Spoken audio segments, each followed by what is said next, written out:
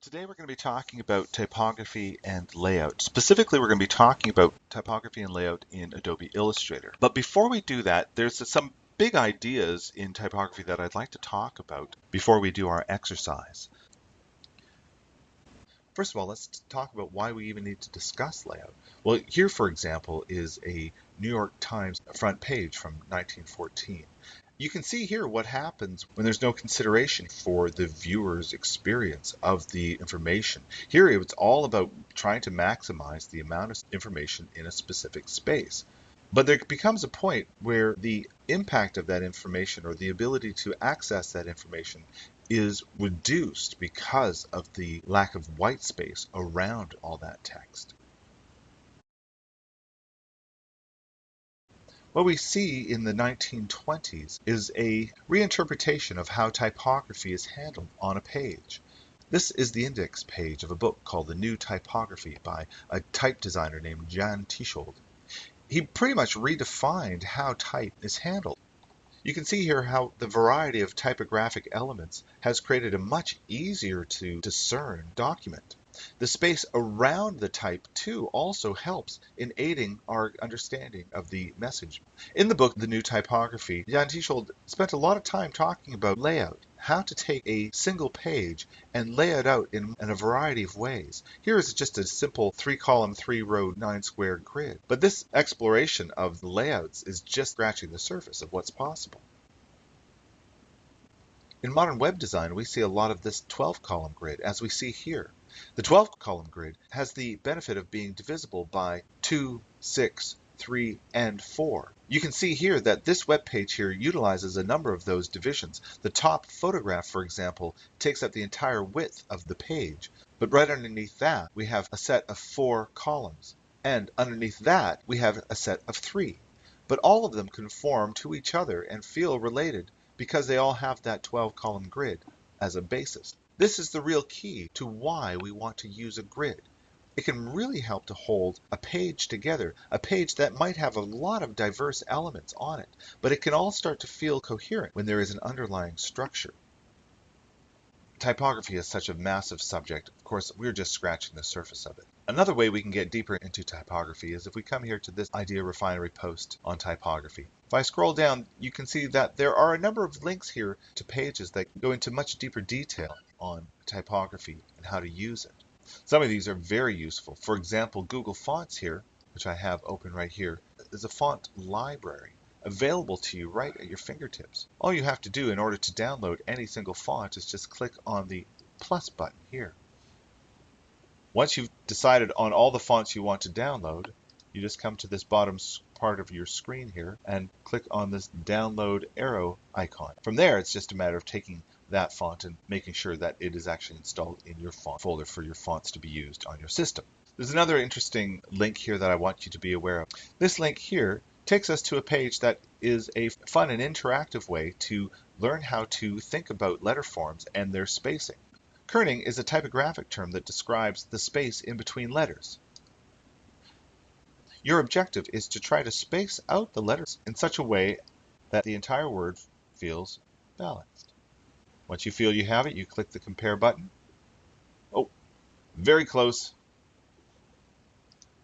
Keep on going until you have completed all of the spacing exercises, and it'll give you a final score. Be careful though, there are some real tricky ones here. For example, this T with its long cross arm here creates a very tricky situation. A little bit off on that one. There's so much more, including a video here that discusses the history of typography and how typography is being used in graphic design currently. All of these things I'm going to allow you to discover on your own. What I'd like you to do now, though, is we are going to open up Illustrator. And this is the exercise that we are going to be creating. Here you can see that I've laid out a very simple brochure for City Farm Society. I have all these graphic elements for you to download. I'll give you the link. And we'll be following along together to complete this exercise. But before we do that, let's just take a quick look at the type tool and the character panel that allows us to format our type. Let's create a new document, coming to the File drop-down and saying New. Doesn't matter what the size of this document is.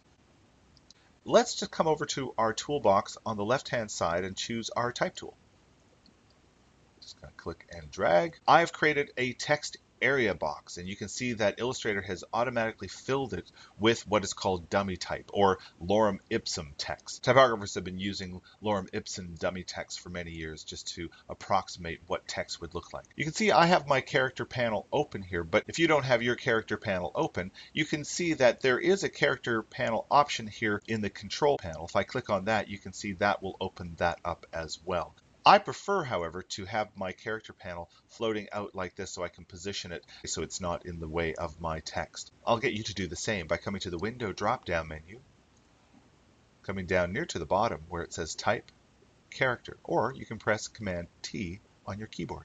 Either way, when you have your character panel open like this, you can see that we have some options. We're not going to worry about the touch type tool here, but I am going to take a look at the other options right below that. Here in this field, we can set the font family. This is something we're all very familiar with, I'm sure. Myriad Pro is the default font face that will come up for any new type object in Illustrator. This is a default font face. I always recommend that you change this. Click along here and choose something else, but be careful. We do not, for example, want to choose anything that would make the text difficult to read. I often recommend keeping it simple to something like Helvetica. One nice thing about working with Helvetica is Helvetica has a number of font stylings. As you can see underneath that, we have a number of choices as to how we want to style it. I like working with Helvetica Light, actually. I think that's a really lovely font face for body copy. Underneath that, we have the fields for font size. Again, the default font size is 12 point. I often recommend people change that to something either higher or lower. In my case, I'm going to make it something lower, just 11 points. Right next to that, we have our leading. Leading, again, is another typographic term. It describes the space in between our lines of type. I always recommend increasing that to as much space as we are able to create. If I can increase that, I will increase the legibility of that type. Now, of course, I can go to a point where it decreases the legibility if it gets too far. But there is a nice happy medium, and of course, it's your job as a typographer to discover what that is. Underneath these two fields, we have some other rather important ones. We're talking about this one here, kerning. This is the space in between individual letter forms. Now, I only recommend that you play around with that particular field if you're working with display type, where individual letters matter. The individual letter spacings here aren't as important. But next to that is another field called tracking. Now, rather than individual letter spacing, this spaces out all the letters of your text. If I click on the preset, you can see that I can choose something that is tracked much wider. So the spacing in between all the letters of my text become much greater or much less, depending if I choose on some of these negative values. I would never recommend that we make our letter tracking negative. By bringing our letter forms closer together, it makes them harder to read. I would usually err on the side of adding more tracking. Again, we can add too much where it becomes difficult to read because of too much spacing. I'm just going to add a little bit of spacing here to my text here. There are more options, but that is enough for us to think about right now. Now, before we leave this, what we've just done here is called formatting our text. And this text, after it's been formatted, will be described by typographers as having a certain, quote, color. You might have heard this before, typographic color. If I click off so that we don't see this, you can see that our text has a certain amount of density. But I can change that very quickly by coming and choosing, for example, a different font face. Now this has a completely different color than the previous text. It's a way of appraising the text block as a whole, rather than looking at any individual element. It takes the entire text block and considers it as one element. In our next video, we're going to begin laying out our brochure.